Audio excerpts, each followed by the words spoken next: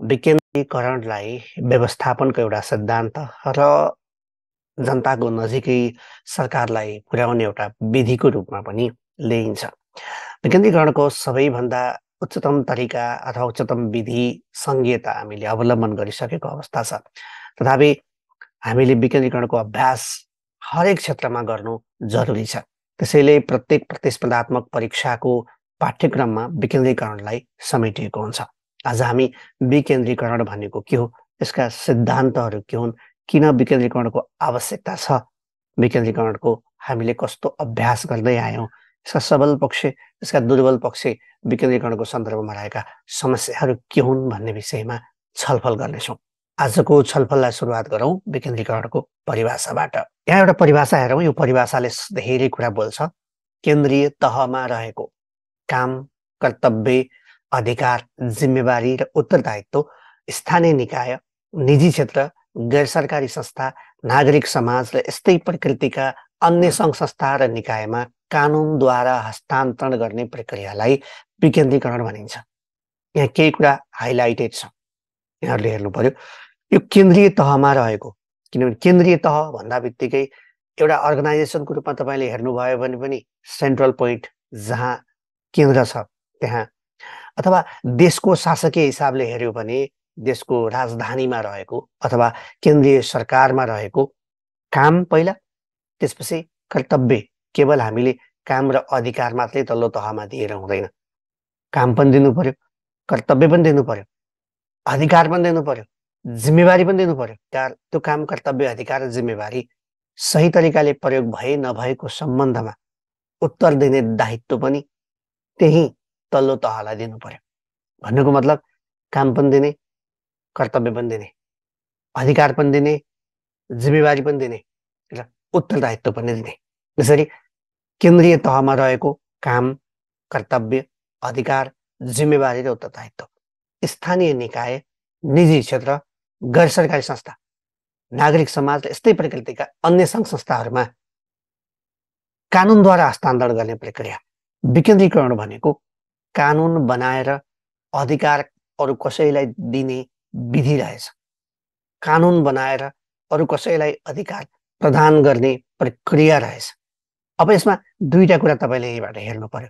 एउटा हामीले के भन्यौँ, स्थानीय निकाय। अहिले स्थानीय निकाय भनेको सङ्घीय मन्त्रालयका कार्यालयहरू अथवा प्रदेशका कार्यालयहरू मात्रै भए। पहिलाको गाविस नगरपालिकालाई अहिले हामी स्थानीय तह भन्छौँ, स्थानीय निकाय भन्दैनौँ। स्थानीय निकायलाई भनेको केन्द्रीय तहले तल्लो तहलाई अधिकार दिने, के मार्फत, कानुन बनाएर अधिकार दिने, अथवा आफै समानका, जसलाई हामी होरिजेन्टल डिसेन्ट्रलाइजेसन भन्छौँ, निजी क्षेत्रलाई दिने, सरकारले गर्ने काम निजी सेक्टरलाई दिने अथवा गैर सरकारी संस्थालाई दिने या नागरिक समाजलाई दिने।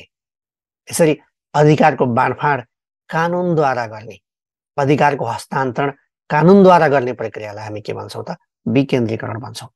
नेपालको नयाँ संविधान आउनुभन्दा अगाडि हामीले विकेन्द्रीकरणको अभ्यास गरेको थियौँ। स्थानीय स्वायत्त शासन 2055 को आधारमा स्थानीय निकायहरूको कार्य सञ्चालन हुन्थ्यो। त्यही स्थानीय स्वायत्त शासन ऐन 2055 दिएको अधिकारको आधारमा तत्कालीन गाविस नगरपालिकाहरूले कार्य सम्पादन गर्थे। भन्नुको मतलब विकेन्द्रीकरण भनेको कानुन बनाएर अधिकार हस्तान्तरण गर्ने प्रक्रिया हो। सङ्घीयता भनेको संविधानमै अधिकारहरू उल्लेख गरेर अधिकारको हस्तान्तरण गर्ने प्रक्रिया हो। त्यो भएर स्थानीय तहको अधिकार खोज्न संविधानमा परिवर्तन गर्नुपर्छ, प्रदेश तहको अधिकार खोज्न संविधानमा परिवर्तन गर्नुपर्छ। तर विकेन्द्रीकरणको सन्दर्भमा केवल कानुनको परिवर्तन गरेर, ऐन नियमको परिवर्तन गरेर हामीले अधिकार दिने वा लिने गर्न सक्छौँ। सो यो परिभाषामा तपाईँले के बुझ्नु पर्यो त भन्दाखेरि विकेन्द्रीकरण भनेको अधिकारको हस्तान्तरण गर्ने कुरा रहेछ। कसरी हस्तान्तरण गर्ने? कानुन बनाएर हस्तान्तरण गर्ने। कसलाई हस्तान्तरण गर्ने?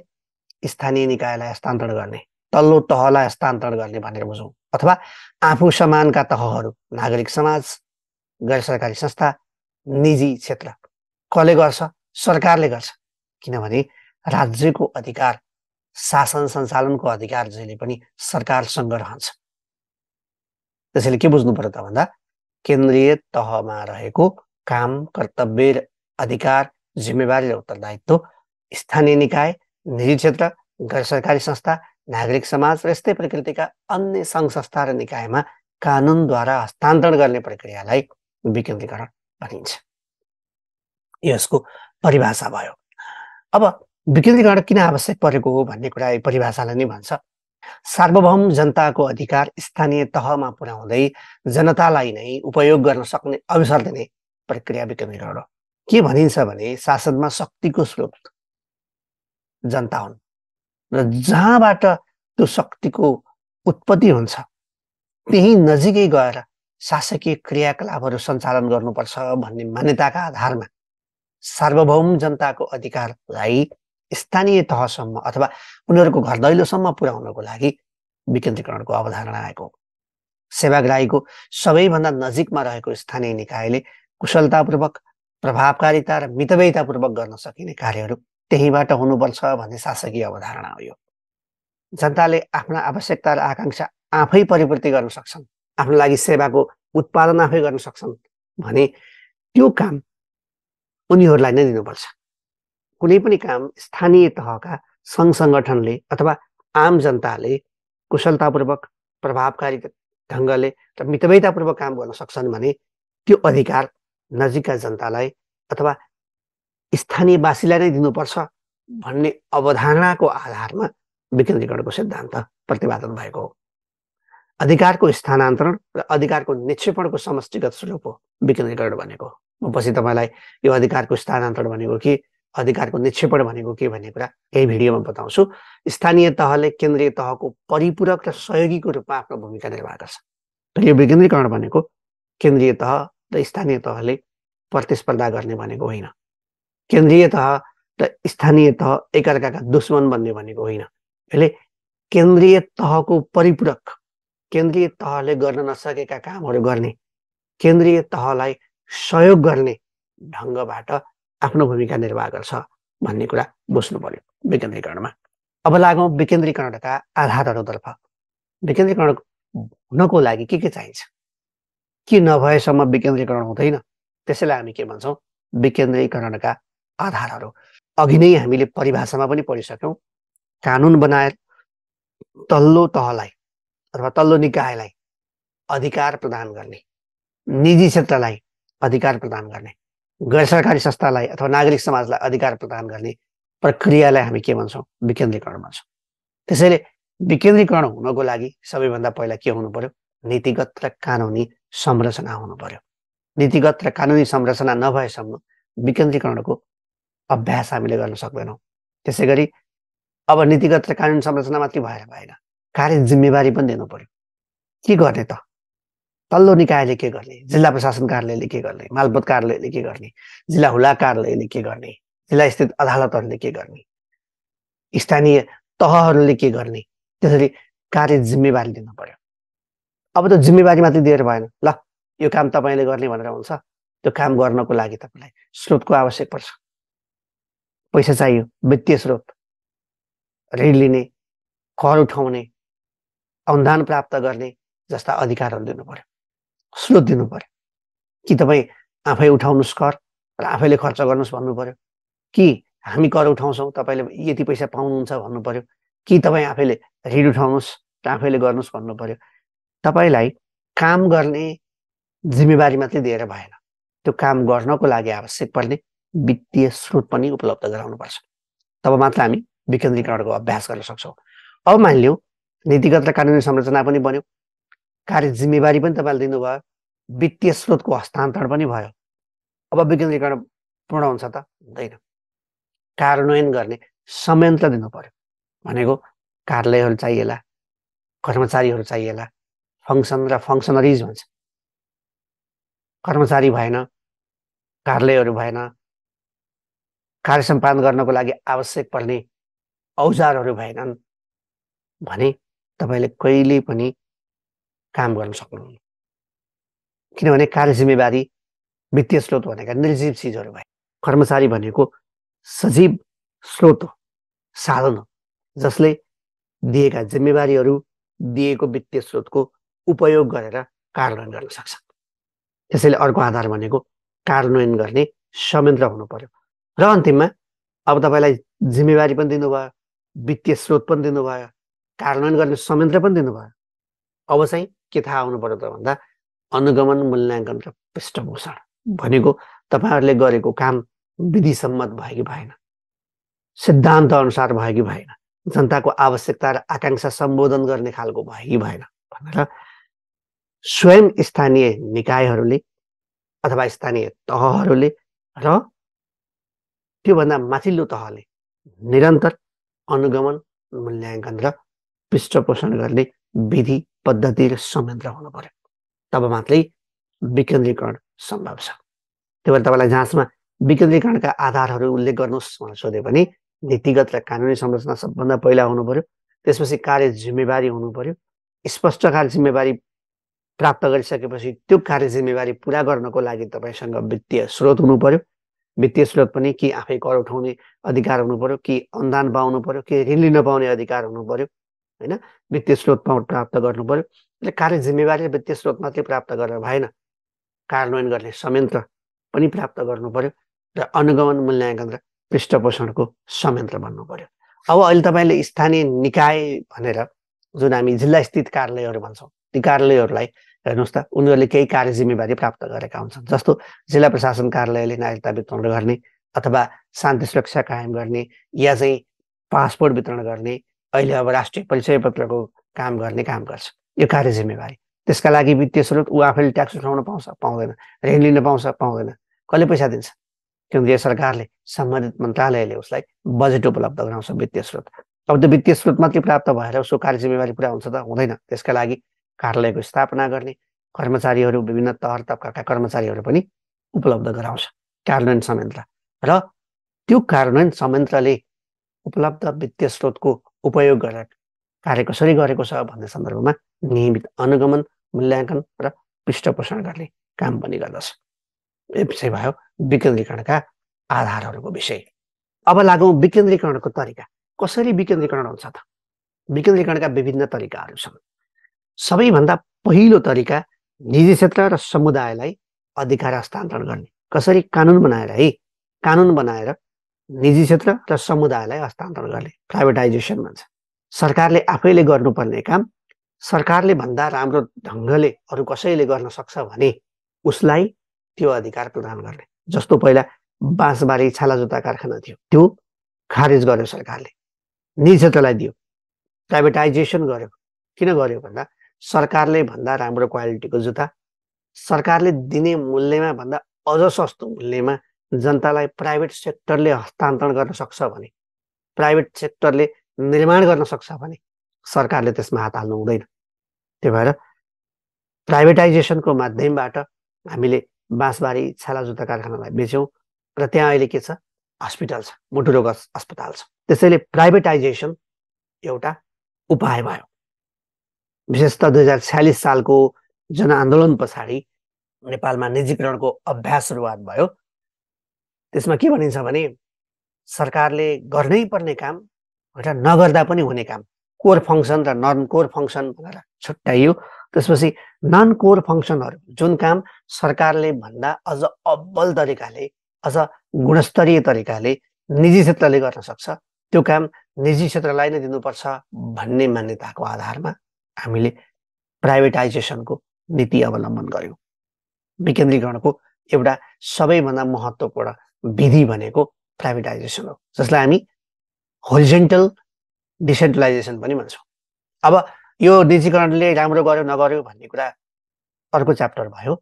यहाँ चाहिँ हामीले के बुझ्नु पर्यो त भन्दा विकेन्द्रीकरणको एउटा तरिका भनेको निजी क्षेत्रलाई अथवा समुदायलाई अधिकार हस्तान्तरण गर्ने या प्राइभेटाइजेसनको माध्यमबाट हामीले विकेन्द्रीकरण गर्न सक्छौँ। अर्को हो अधिकारको स्थानान्तरण, जसलाई हामी डिकन्सन्ट्रेसन भन्छौँ। अधिकारको स्थानान्तरण भनेको अधिकारलाई एक ठाउँबाट अर्को ठाउँमा लैजाने मात्रै, अरूलाई दिने होइन, लैजाने। उदाहरणको लागि सङ्घीय सरकारको गृह मन्त्रालयले नागरिकता वितरण गर्ने जिम्मेवारी प्राप्त गरेको छ अथवा नागरिकता दिने अधिकार गृह मन्त्रालयलाई छ। अब त्यो गृह मन्त्रालयले नागरिकता दिने अधिकार अरू कसैलाई दिँदैन, आफैसँग राख्छ। तर जनताको दैलो नजिकै पुगेर त्यो सेवा दिनको लागि उसले के गरेको छ? जिल्ला प्रशासन कार्यालय स्थापना गरेको छ, इलाका प्रशासन कार्यालय स्थापना गरेको छ। कहिलेकाहीँ अझ जिल्ला प्रशासन कार्यालयमा भएको अधिकार घुम्ती सेवाको माध्यमबाट गाउँ गाउँमा पनि पुग्छ, जनताको नजिकै गृह मन्त्रालय पुग्यो। त्यसलाई हामी भन्छौँ अधिकारको स्थानान्तरण, स्थानको परिवर्तन गर्ने मात्रै हो। जनताको नजिकै आफै पुग्ने, अर्कालाई अधिकार दिने भनेको होइन। केन्द्रीय तहको जुन निकायमा अधिकार छ त्यही निकायले आफ्नो संरचना जनताको नजिकै खडा गरेर त्यो अधिकारको उपयोग गर्छ अथवा त्यो जिम्मेवारी पुरा गर्छ भने त्यसलाई हामी के भन्छौँ त? डिकन्सन्ट्रेसन, अधिकारको स्थानान्तरण। बुझ्नु पर्यो है। अब अर्को विधि हो अधिकारको निक्षेपण गरेर, डेभोल्युसन। खासमा विकेन्द्रीकरण भनेको यही हो। कानुन निर्माण गरेर कुनै एक निकायमा भएको अथवा कुनै एक तहमा भएको अधिकार अर्को तहलाई दिइन्छ भने त्यसलाई हामी अधिकारको निक्षेपण भन्छौँ। जस्तो तत्कालीन अवस्थामा 2055मा बनेको स्थानीय स्वायत्त शासन ऐनको आधारमा त्यति बेला गाविस र नगरपालिकाले प्राप्त गरेका अधिकारहरू, त्यसलाई हामी के भन्छौँ? अधिकारको डिभोल्युसन।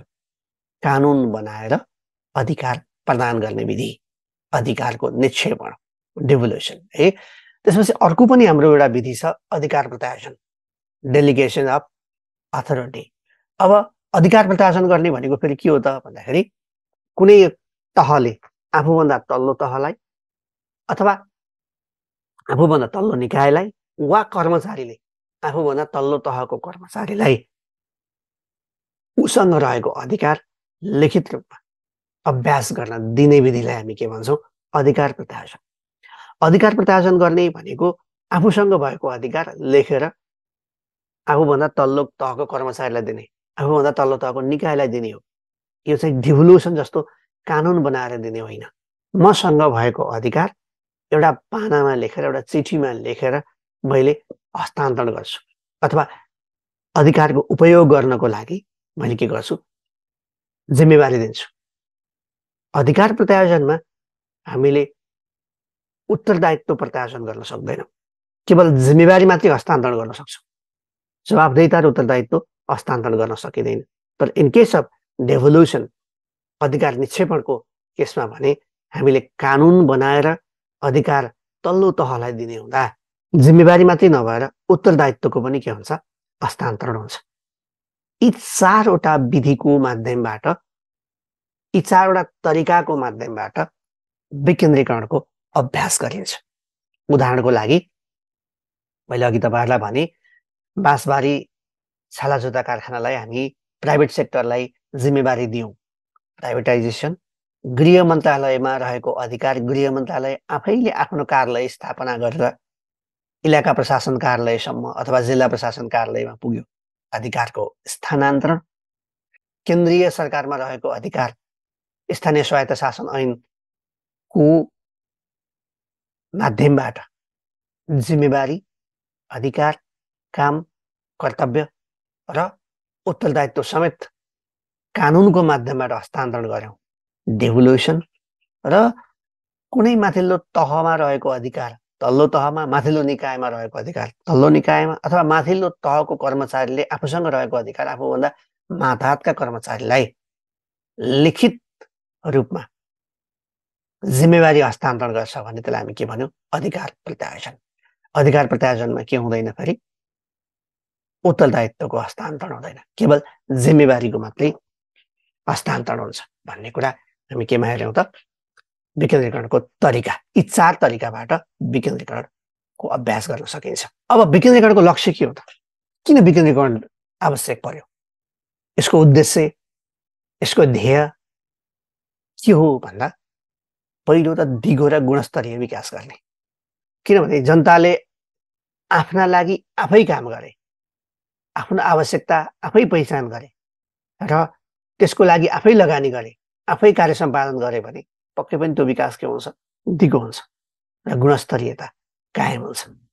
अनि जनताको नजिकमा सेवा सुविधा पुर्याउने, जहाँबाट शासकीय शक्तिको उत्पत्ति हुन्छ त्यही नजिकै सेवा सुविधा पुर्याउने ध्येयले विकेन्द्रीकरणको अभ्यास गरिएको। अर्को सामाजिक सुरक्षा र सशक्तिकरण, सबै नागरिकलाई सशक्तिकरण गर्ने, सबैलाई सामाजिक सुरक्षाको नेटवर्कभित्र ल्याउने उद्देश्यको साथ विकेन्द्रीकरणको अभ्यास गरिएको। त्यसै गरी आर्थिक अवसरमा जनताको सहज पहुँच स्थापना गर्ने भनेको सबैतिर सन्तुलित रूपमा विकास होस् भन्ने ध्येयले विकेन्द्रीकरणको सुरुवात गरिएको। यसको लक्ष्य भनेको आर्थिक अवसरमा सबै जनताको सहज पहुँच स्थापित गर्ने, सबैलाई सामाजिक सुरक्षा उपलब्ध गराउने, सबैको सशक्तिकरण गर्ने, जनताको घर नजिकै जनताको दैलोमा सेवा सुविधा पुर्याउने, विकास निर्माणका क्रियाकलापलाई दिगो र गुणस्तरीय बनाउने, लोकतन्त्रलाई सुदृढीकरण गर्ने, सुशासन कायम गर्ने, नेतृत्वको विकास गर्ने, यही लक्ष्यका साथ विकेन्द्रीकरणको अभ्यास थालनी भएको देखिन्छ। किन चाहियो त विकेन्द्रीकरण? विकेन्द्रीकरणको आवश्यकता, महत्त्व, औचित्य तपाईँलाई जाँचमा सोध्यो भने तपाईँले यिनै बुँदाहरू लेख्न सक्नुहुन्छ। किन आवश्यक पर्यो विकेन्द्रीकरण भन्दा निर्णय प्रक्रियामा प्रभावकारिता ल्याउन। यदि तपाईँले विकेन्द्रीकरणको अभ्यास गर्नुभयो भने स्थानीय जनतालाई अथवा सरोकारवालाहरूलाई निर्णय प्रक्रियामा सहभागी गराउन सक्नुहुन्छ। यदि सरोकारवालाहरू सबै निर्णय प्रक्रियामा सहभागी छन् भने पक्कै पनि त्यो निर्णय के हुन्छ? प्रभावकारी हुन्छ। निर्णय प्रक्रियामा प्रभावकारिता ल्याउँछ। यसले जनसहभागिता सुनिश्चितता गर्छ। अघि नै हामीले भनिहाल्यौँ, स्थानीय अवस्था र समस्याको सम्बोधन हुन्छ। हरेक स्थानीय क्षेत्रको आफ्नै समस्या हुन्छ।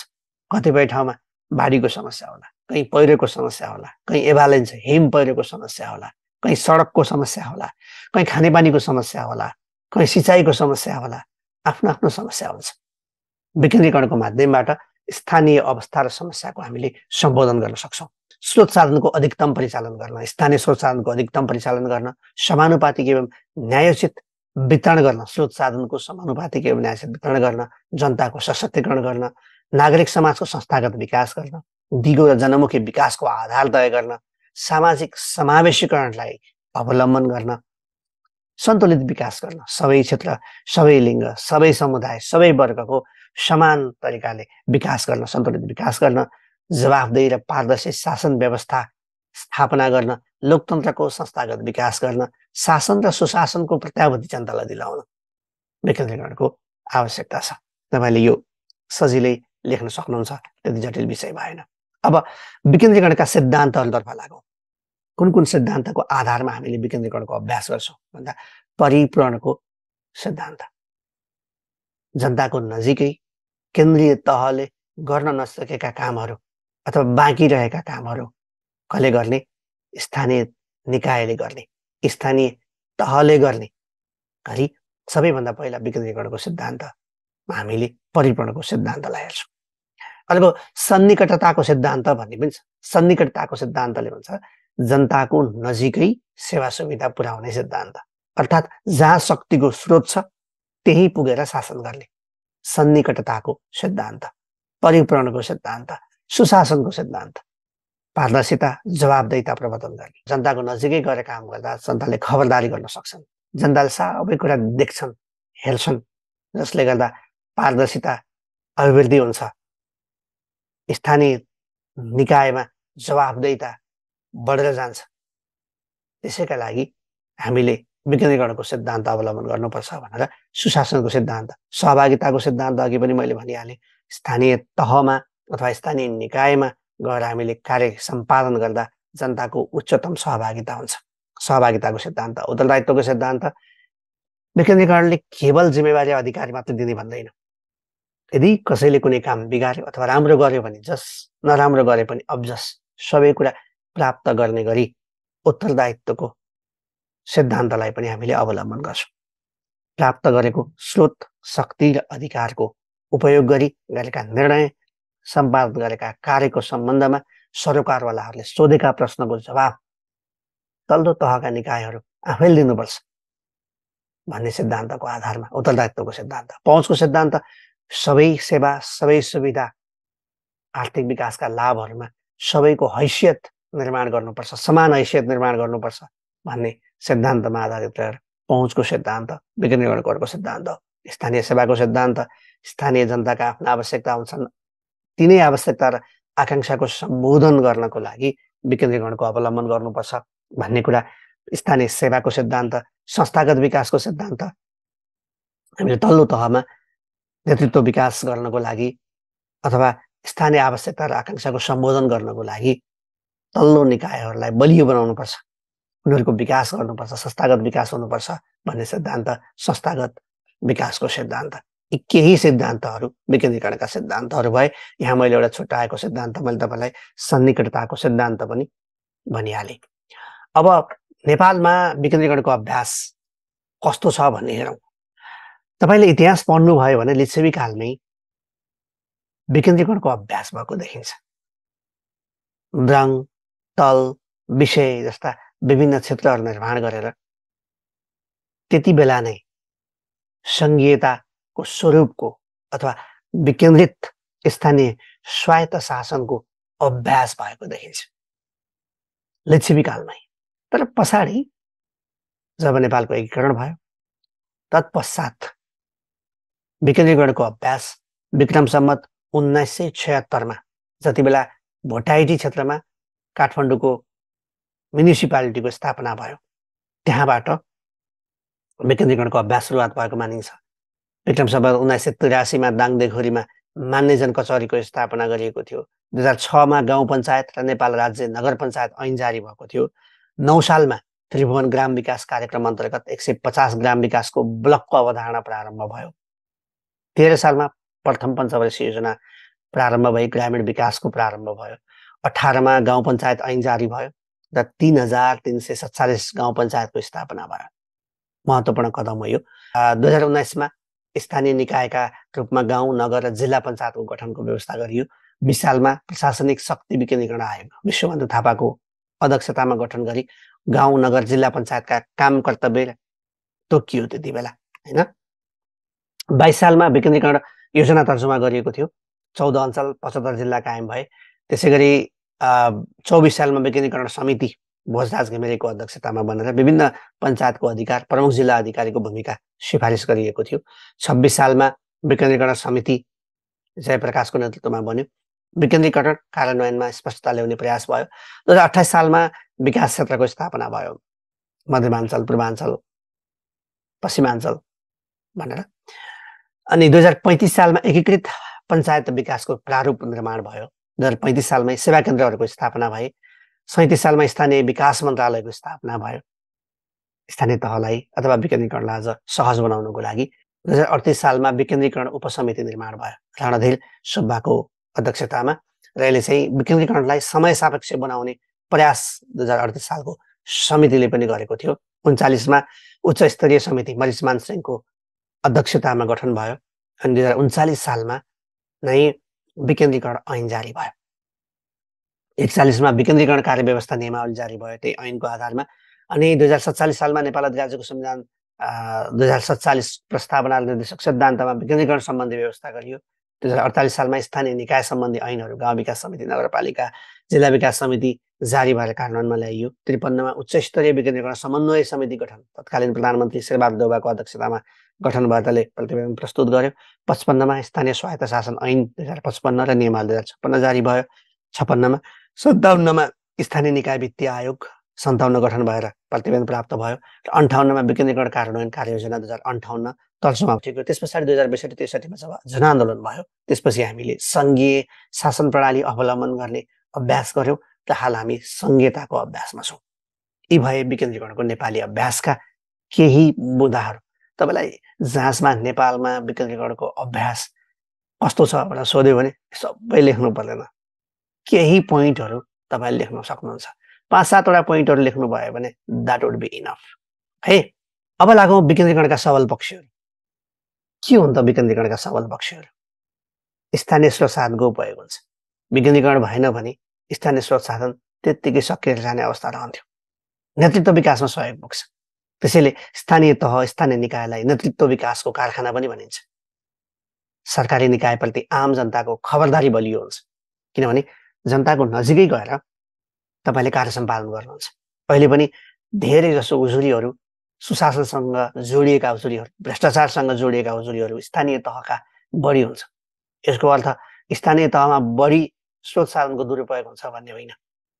किन जनताले दैनिक आफूले काम कसरी गरिरहेको छ भन्ने कुरा देखिरहेको हुन्छ। त्यसैले गर्दाखेरि स्थानीय निकायप्रति आम जनताको खबरदारी बलियो हुन्छ।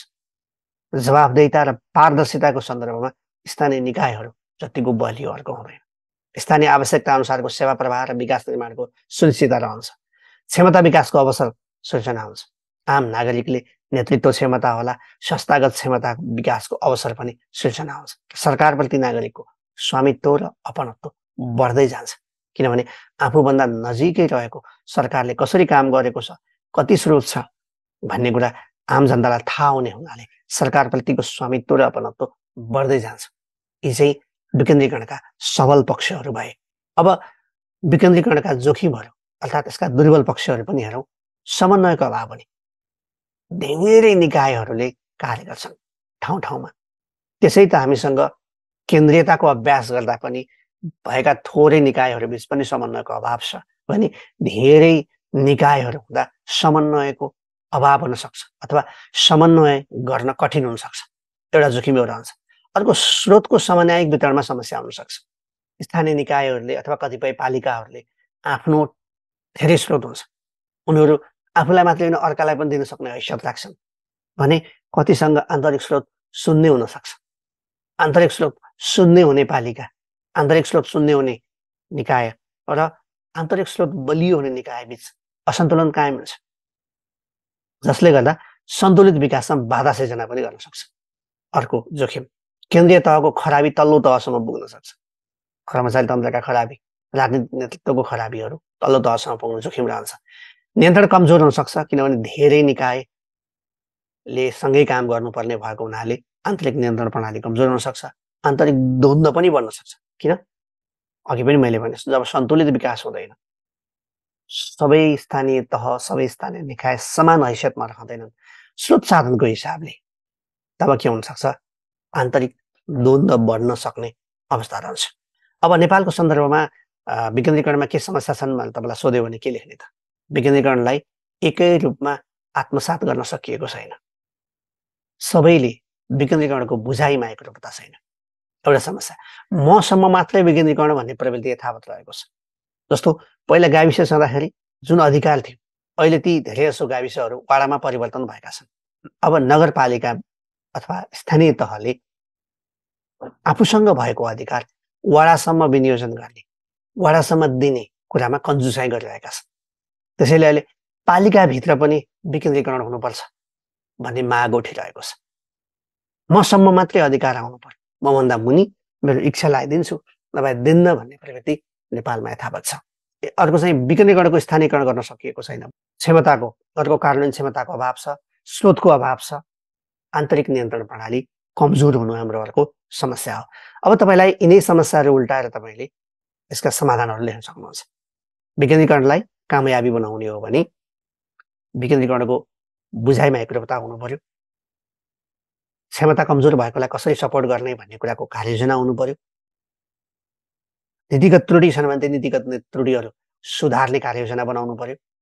मसम्म मात्रै विकेन्द्रीकरण भन्ने प्रवृत्तिलाई न्यूनीकरण गर्नु पर्यो। भनेको मतलब विकेन्द्रीकरणलाई स्थानीयकरण पनि गर्नु पर्यो। कार्यान्वयन क्षमता अभिवृद्धि गर्नेतर्फ लाग्नु पर्यो। समन्वय, सहकार्य, आपसी सद्भाव र सहयोगलाई अभिवृद्धि गर्नु पर्यो। आन्तरिक नियन्त्रण प्रणालीलाई बलियो बनाउनु पर्यो। यति भयो भने विकेन्द्रीकरणमा रहेका समस्याहरूलाई न्यूनीकरण पनि गर्न सकिन्छ। हुन्छ त आजका लागि यति नै। यहाँलाई आजको मास्टर क्लास कस्तो लाग्यो? यदि राम्रो लाग्यो भने कृपया लाइक, सेयर, कमेन्ट गर्न नबिर्सनुहोला। अर्को दिन अर्को भिडियोमा तपाईँ र मेरो भेट अवश्य हुनेछ। तबसम्मको लागि विष्णुप्रभा सापकोटा तपाईँबाट छुट्टी माग्छु। सफलताका रङहरूले यहाँहरूको जीवनमा सधैँ खुसीको इन्द्रेणी पोतिरहोस्। फेरि भेटौँला। नमस्कार।